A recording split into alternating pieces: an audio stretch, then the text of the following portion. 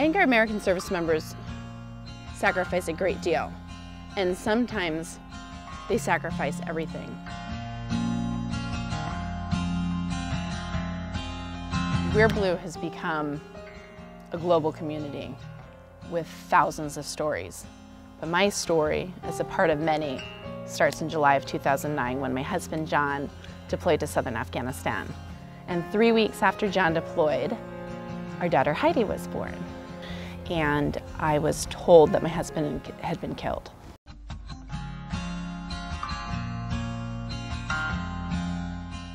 He was a dedicated man, dedicated to his soldiers and dedicated to his family. And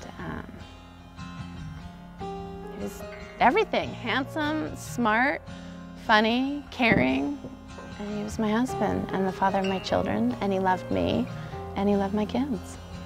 2 days after I found out the news, I turned to running, and Wear Blue was born. Wear Blue Run to Remember builds running communities that honor the service and sacrifice in the American military. Every Saturday we gather and we have to do something life-affirming, and that is honor those that made the ultimate sacrifice. We start every Saturday morning with a circle of remembrance. We'll have hundreds of runners who gather. They'll circle and then call out the names of fallen service members. The first time I came, it was the hardest thing to say my brother's name out loud. The second time I came, it got easier. Major Brad Connor. Captain James Gerbis.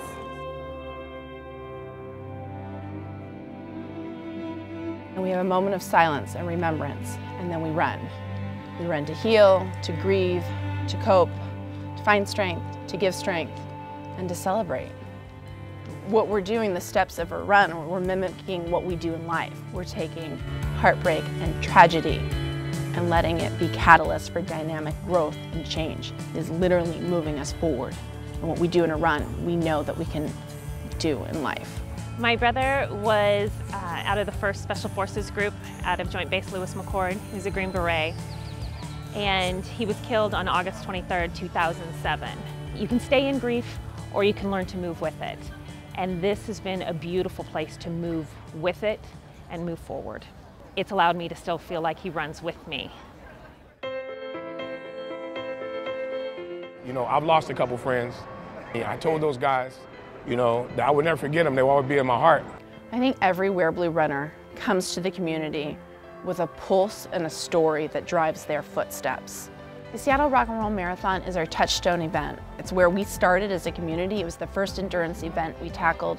Running for Specialist Joshua Nelson and Staff Sergeant Raul Guerra. It's our first class, Richard Godfrey. Captain Rob Yoska. And we come back to it because it has both our roots and the support that enables us to provide and create this living memorial for our fallen service members and for the men and women who served at their side and their families.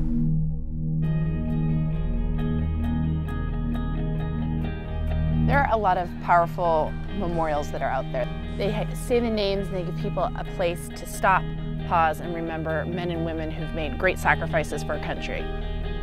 But Wear Blue Run to Remember gives people a chance to pause and give honor to men and women who made these great sacrifices, but it also allows them to propel forward.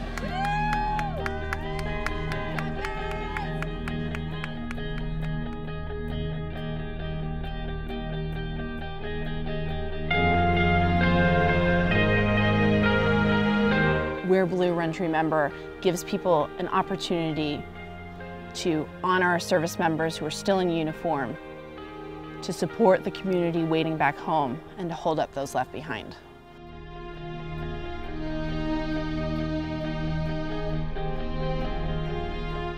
A really close soldier of mine was Staff Sergeant Kevin Kessler, passed away in 2010, and I made a promise to myself and to him and his family that I would never forget him.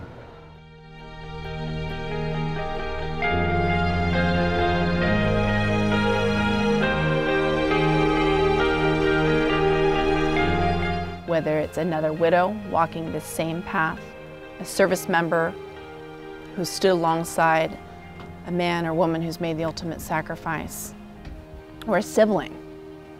We are all facing these different challenges and different stories, but we're coming together because we do want to heal, survive, and thrive.